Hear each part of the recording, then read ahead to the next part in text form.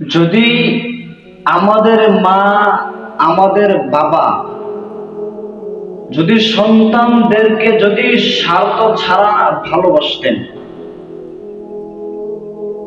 যদি আমাদের সমাজে আমাদের মা, আমাদের বাবা যদি সন্তানদেরকে যদি স্বার্থ ছাড়া বেশি ভালোবাসতেন, তাহলে কাল কিয়ামতের ময়দানে আমার আপনার মালিক যাদের সঙ্গে কথা বলবেন না, তাদের মধ্যে এক দল হলো যে ছেলে যে মেয়ে তাদের টাকনুর নিচে অথবা তাদের টাকনুর উপরে কাপড় থাকবে।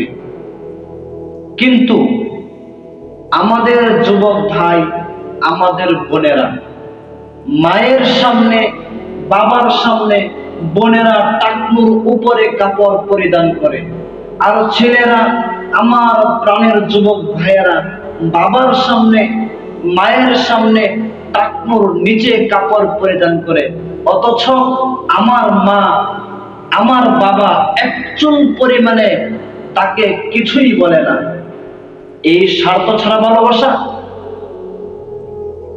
অথচ কাল কিয়ামতের ময়দানে আমার আপনার মালিক তাদের সঙ্গে কথা বলবেন না। কিন্তু আমাদের সমাজে আমাদের কোনো মা, কোনো বাবা এই বিষয় নিয়ে একচুল পরিমাণে চিন্তা করে না।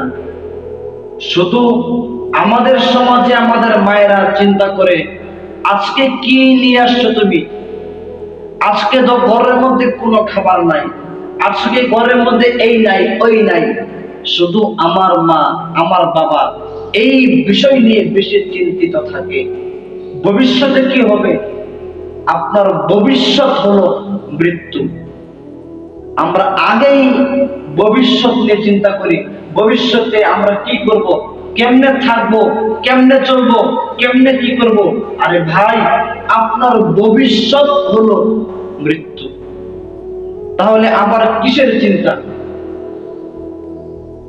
আপনি চিন্তা করেন, আপনি মা, আপনি বাবা, যেন আপনার সন্তানের কোনো হিসাব যেন আপনার দিতে না হয়।